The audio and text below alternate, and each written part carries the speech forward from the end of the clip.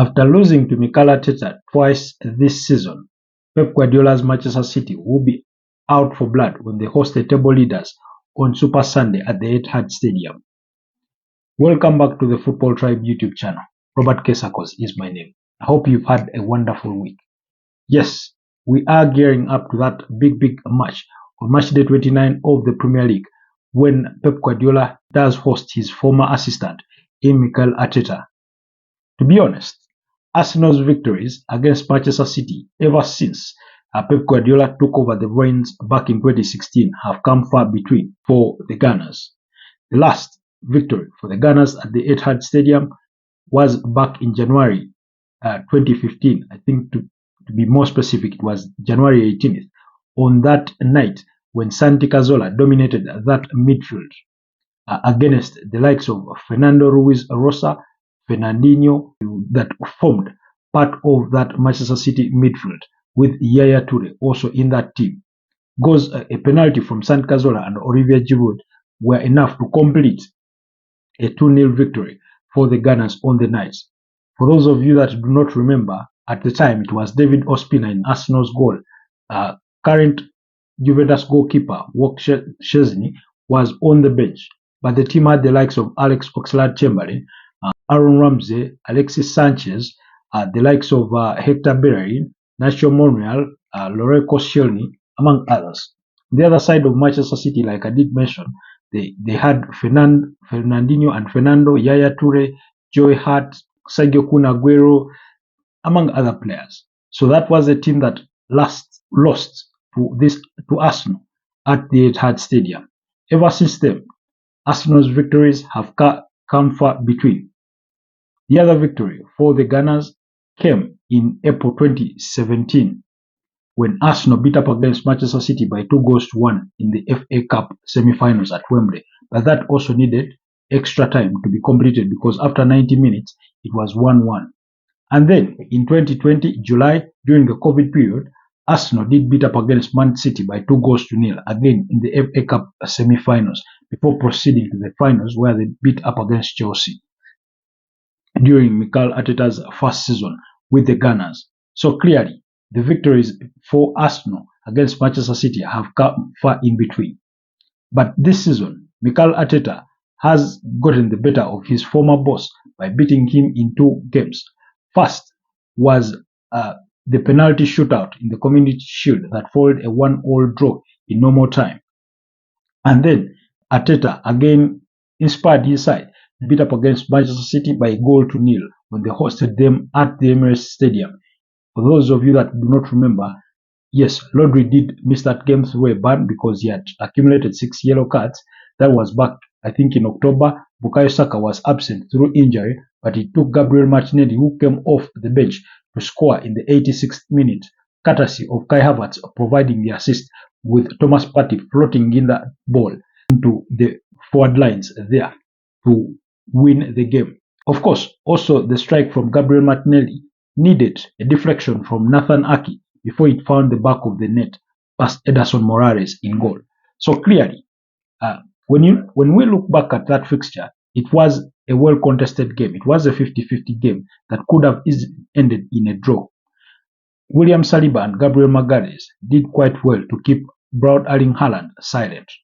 But last season, Gabriel Magalhaes failed to keep Braut Erling Haaland at bay.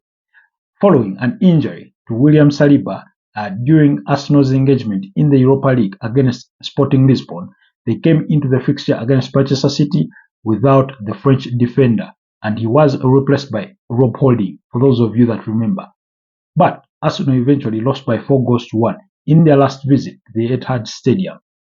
2 goals from Kevin De Bruyne, 2 assists from Braut Erling Haaland, while Kevin De Bruyne also managed another assist when he provided the assist for that 3rd goal that was scored by John Stones, and then Braut Erling Haaland also found himself on target, while Rob Holding scored the only consolation for the Gunners as the Gunners lost by 4-1. So clearly, it's a result that Arsenal players or the Arsenal manager can only look back to inspire for a revenge in their trip to the Etihad Stadium. It didn't go according to plan. Whereas Arsenal were not dominated in terms of play on the pitch or in terms of possession, Manchester City deployed quite a strategy that beat them to their own game. The plans were simple. Float that ball high up the pitch. Erling Haaland would fight for that ball, win it, hold up play, bounce it to Kevin De Bruyne, and off they would go. Play in between the lines, and bang, it was goal after goal. Of course, that was also around the space of time when some of the Arsenal players started to dip in form. Questions were raised against goalkeeper Aaron Ramsdale from there until the end of the season. Of course, he has since been replaced by David Raya. So, that's the kind of fixture that we are talking about. Now, while Pep Guardiola will be plotting his revenge against his former employee, Mikel Arteta, on the other side, will be whispering in the ears of his players to avoid such a humiliating defeat as the one they suffered last season at the Etihad. Both sides do come in the game well into the title chase. Arsenal do lead the table with 64 points, tied on second place Liverpool, but better on goal difference, while it's just a point that separates the top two and number 3. That is Manchester City with 63 points. Now, the game itself does come at a very opportune time because usually for Manchester City, this is the time of the season when their things click into gear. To be honest, by their own standards, this season has been sort of underwhelming, despite the fact that they've gone 13 games in the Premier League without losing. Their last loss came on December 6th. That was a 1-0 loss to Aston Villa, who dominated them pretty well in that particular game. Ever since then, they played 13 games, won 10 and drawn 3. The 3 draws coming against Crystal Palace by 2-2, and then Chelsea 1-1 as well as Liverpool, which ended in a 1-1 draw. So clearly, they're quite unstoppable. In 38 games in all competitions at the Etihad Stadium, this Manchester City has not lost. That's the kind of team that Arsenal are trying or will be attempting to win a game against on their own turf. With that said, there is also another key factor. Rodri is yet to lose a game where he has started for Manchester City in over 60 games in all competitions. So clearly, he will be starting this one. But anything happening between now and Sunday, of course, a no could come up. I'm sure Arsenal fans would be praying for that. But hey, it won't happen. Nonetheless, both teams do come, of course, into this particular fixture with some injury concerns to contend with. Some are doubtfuls, while others will surely won't be available for this particular fixture. For the side of Manchester City, they won't be without their defender, who is a doubt, that is John Stones, as well as Kyle Walker, who is said will undergo a scan to ascertain the extent of his growing injury. Both players sustained their injuries during the international break, while it has also been reported that Matthias Nunes also sustained a knock while away on international duty with Portugal. The other player, of course, is the goalkeeper, Ederson Morales, who suffered an injury in their 1-1 draw against Liverpool. When, of course, he had that clash with, I think it was Darwin Nunes, that saw him forced off moments later and was replaced by Stefan Ortega there in goal. So clearly, Stefan Ortega could start this one. So those are some of the injury concerns that this Manchester City side will have to contend with. Not to mention Kevin De Bruyne, who also wasn't able to turn up for Belgium during the international break due to injury. Reports say that he is back into light training and could be available for selection. But we'll wait and see when the lineups do come out on Sunday. On the other side of Arsenal, they also have their own slight problems. They are without, of course, their winger, Gabriel Martinelli, who scored the winner in the first leg. They are without Bukayo Saka, who also suffered, had to leave the England camp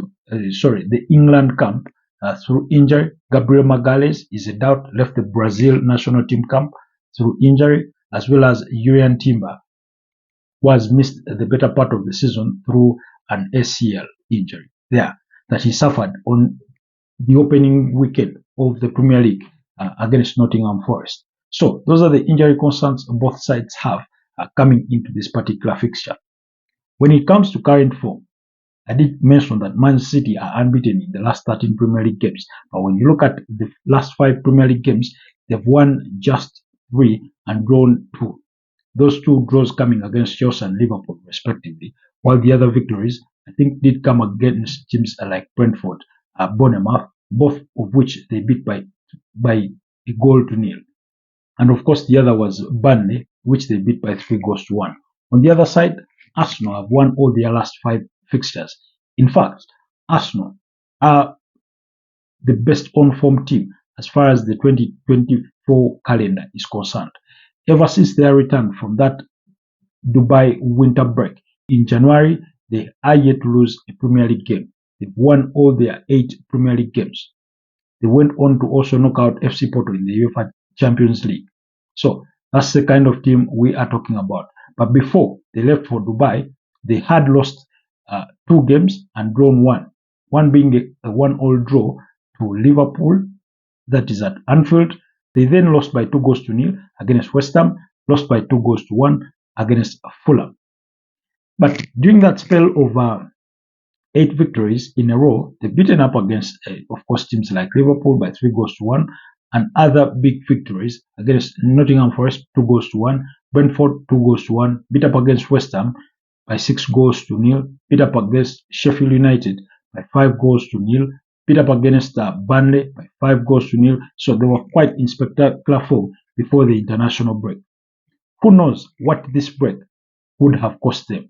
Will it cost them the momentum that they so badly needed, or it gave them the much needed break ahead of a very busy April schedule that they will be having? Because now, of course, it goes without saying that during that international break, they had already welcomed back some of their major players from injury, so they've used that time to constantly train, and even some of them did feature in a behind closed door game, friendly against Reading. There, the likes of Thomas Partey, Takahiro Tomiyasu, Gabriel Jesus, all those have been featuring in training there. Urian Timber has not been mentioned in recent times, which has begged the question amongst Arsenal fans whether he did suffer a setback.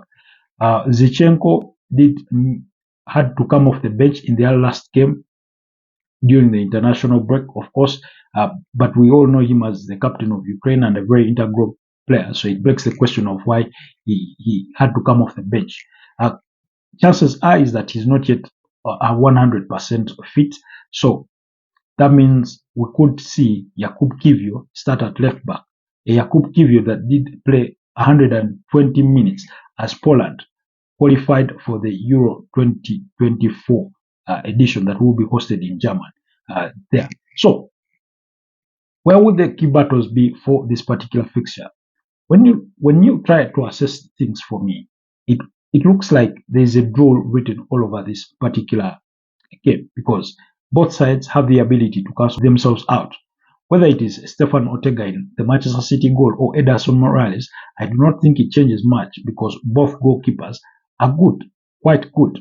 Although, of course, it is not up for debate that Ederson Morales is the better one of the two, but Stefan Ortega is equally good. We saw that against in their 1-1 draw against Liverpool. And then, of course, if they are without Kyle Walker at right back, there's a little concern for Manchester City, really, because they do have Emmanuel Akanji who can play there. In that centre back of Ruben Diaz, John Stones, of course, and Nathan Aki to fill in there. Nathan Aki, Emmanuel Akanji, all available. Not to mention Joško Gvardiol is also available for selection in this particular team. When it comes to their midfield, of course, Rodri is the pivot, is the jigsaw that makes this whole Manchester City team tick. When he has a good game, they have a wonderful game. So, who will be partnering Rodri in that Manchester City midfield? Will it be a Kevin De Bruyne, a Bernardo Silva, a Mateo Kovacic? My gut feeling kind of thinks that Pep Guardiola may choose to be a little conservative and go with Rodri and Mateo Kovacic to start in that midfield, and then either of Kevin De Bruyne or Bernardo Silva to complete that midfield three. Chances are, if Kevin De Bruyne is fully fit, it will be him to start this particular.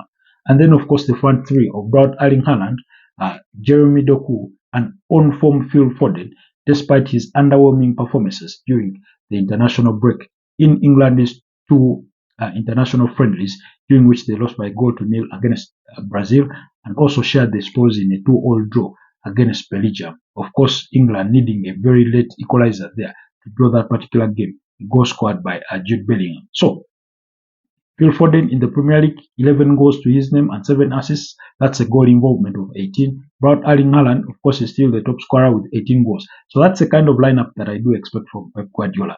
On the other side of Arsenal, I do not expect any changes, especially as far as their backline is concerned, as well as the goal. David Raya, William Saliba, Gabriel Magalhaes, if he is back in training and fit enough to play. But should he be absent, then the question would be for Mikel Arteta, who does he partner Saliba with in that centre back. But of course, Yakub Kiwior is available. Ben White at right back. Tomiyasu has been training, so he did even just sign a new contract, extending his stay with the Gunners until 2026 with an option to extend for a further year. So he could be available to play at left back should that be the need.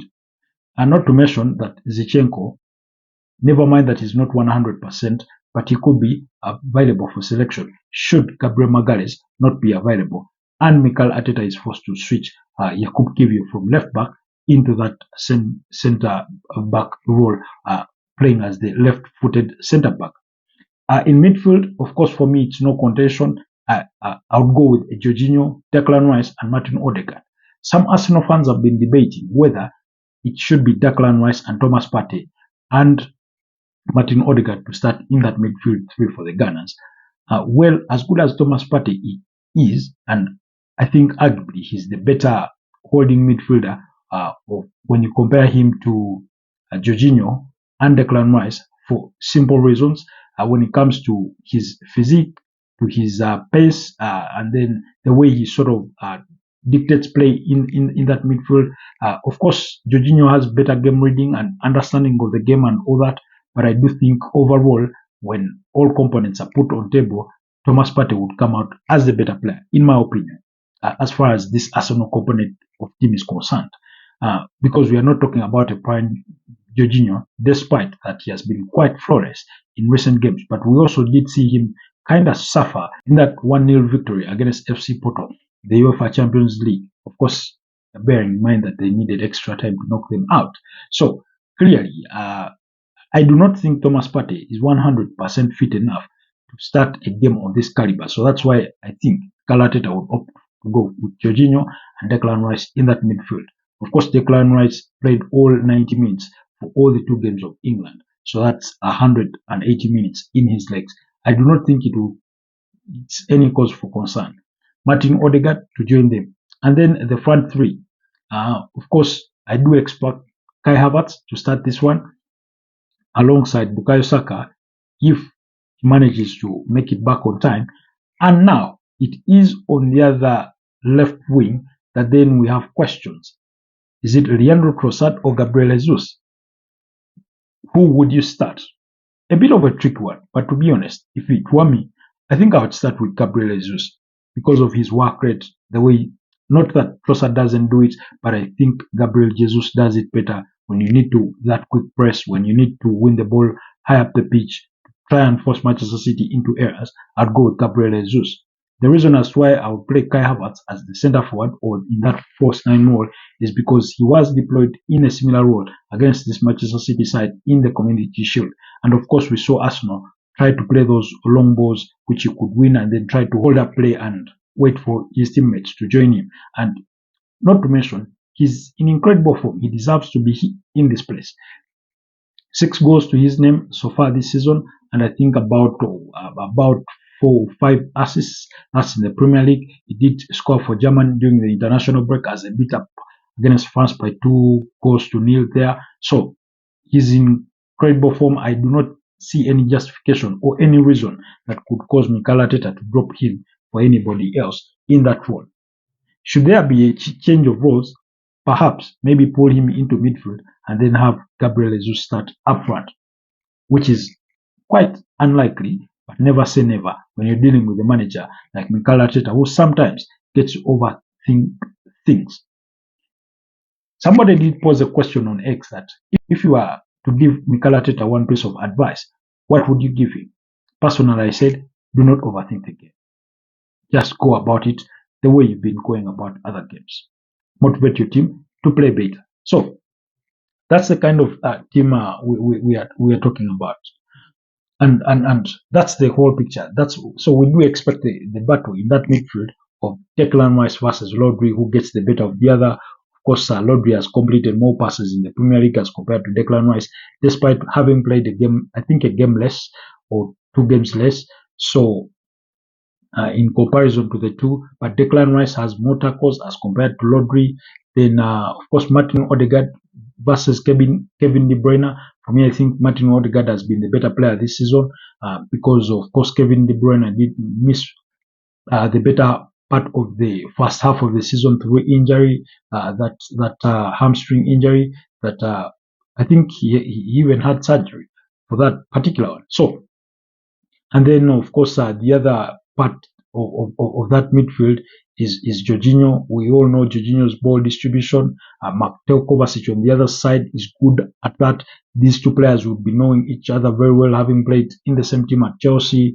Of course, then we have another battle up front that is Braut Erling Haaland versus William Saliba and Gabriel Magalhaes, who in the last two fixtures that they have faced him have been quite brilliant. They managed to keep him at bay. So clearly, there are those key battles. And then, of course, if Bukayo Saka is available to start this one, then it begs the question of whether Nathan Aki is able to cope with Bukayo Saka if he is able to rise on the occasion.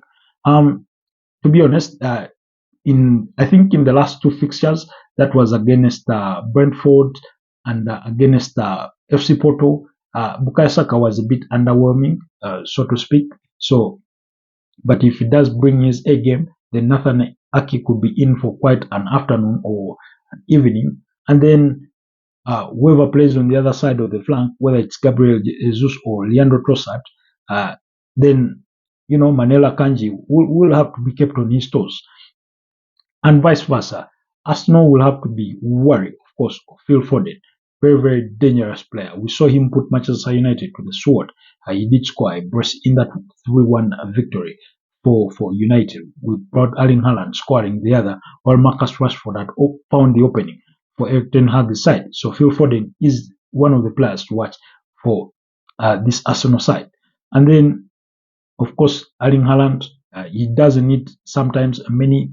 We saw that against Manchester United. He needed that one chance and went through and converted it. We saw him against Everton when he scored a brace. Kevin De Bruyne providing the 2 assists for him. He didn't need many chances to put away those 2 goals. So clearly they have to keep an eye on that one. Jeremy Doku, very, very stubborn player, very industrious. He keeps coming at defenders every now and then. Very good at dribbling, although sometimes his final ball is a bit lacking. But if I'm an Arsenal player or Arsenal fan, I would have to worry about him because he has quite the pace, he has quite the power. So if he can beat you, he can easily beat any defender in a 1 versus 1 or so. Therefore, whether he chooses to switch wings between Jakub Kivio's side and that of Ben White, either of those players may need the extra eye or extra support from one of the central defenders to try and keep, Jeremy Doku at bay. So those are some of the key battles that I do expect in this fixture. But like I did say, when you go on paper, pound for pound, yes, Manchester City do have the home advantage in front of their crowd. Can be very inspiring. Of course, they do have all the extra motivations because Manchester City are chasing history here. They want to win the 4th Premier League title in a row, to be the first team to do it. Sir Alex Ferguson attempted it, but he never achieved that. Of course, when he won the Premier League, I think 2007, 2008, and 2009. Yeah, when he won that league title for those 3 consecutive years. On the 4th attempt, it is Chelsea under the charges of Carlo Ancelotti then in 2010 that snatched it away. That incredible, Chelsea that had Michel Ballack, Simon Kalu, Didier Drogba, Frank James Lampard, John Terry, among other players. Didier Drogba winning the Golden Boot that season. I think he did score a hat-trick in the final game against Wigan when they beat them. Was it by 8 goals to 1 or something? So clearly, Manchester City do have all the motivations for this one, that they are chasing that history. They have the home advantage. They have the experience. They do not lose many games at home. And like we did mention, they've not lost at home in 38 games in all competitions. However, I must admit that in some cases this season they've struggled to score goals. We saw that against Bournemouth. They only managed to score one. We saw that against Brentford. Both sides are stubborn, but for a team of the caliber of Manchester City, you still expect a little more from them. So clearly, when I look at these two sides, that's why I think they could possibly cancel out each other, and we do have a draw in this particular fixture. Nonetheless, do let me know what your thoughts are for this one. What do you think? What your predictions are for this particular big game on Super Sunday? I think for Arsenal fans, if you're an Arsenal fans, of course you'd want your team to go there with all the intentions to win it, but avoiding a loss would be more important to the Gunners than losing to Manchester City on the day. In any case, they would want to avoid defeat so that they remain a point above Manchester City, regardless of what happens early on in the game between Liverpool and Brighton at Anfield, because it is Liverpool that will open Super Sunday when they host Brighton and Hove Albion at Anfield. There, that is at 4 p.m. sharp on Super Sunday. So do let me know what your thoughts are about this particular fixture. Meanwhile, in the other fixtures, of course, of the weekend, that's for Match day 29 of the Premier League. Kickoff will be at 3:30 p.m. on Saturday when Newcastle host West Ham United. At 6 p.m. we'll have quite plenty of games in there. We'll have Bournemouth host Everton at the Etihad Stadium. Chelsea will be at home against Burnley, while Nottingham Forest will be at home against Crystal Palace. Chelsea do not win this particular game, they only have themselves to blame, especially bearing in mind that their last Premier League outing was a 3-2 victory against Newcastle, I think at Stamford Bridge there. And then still at 6 p.m. we will have Sheffield United host Fulham. Tottenham Hotspurs at 6 p.m. will be at home against a stubborn Luton Town. If there is any team that fancies scoring in any game, it is this Luton Town. They might get beat, but they will. Chances are that they will score in a Premier League game. And then, of course, at 8:30 p.m. still on Saturday, Aston Villa will be at home at Villa Park against stubborn Wolves, while at 11 p.m. on Saturday, Brentford will be at the G-Tech Community Stadium to host Manchester United. So those are the games that will be coming your way for match day 29 of the Premier League. Do not forget to comment, share, subscribe, like, and invite your friends to subscribe to the channel so that we can continue to grow. Otherwise, thank you for always taking the time, and I'll see you next time. Have a blessed weekend. Have a wonderful Easter weekend. Have a wonderful Good Friday and everything during the Easter holidays. Enjoy it, and I'll see you next time. Stay blessed. Peace.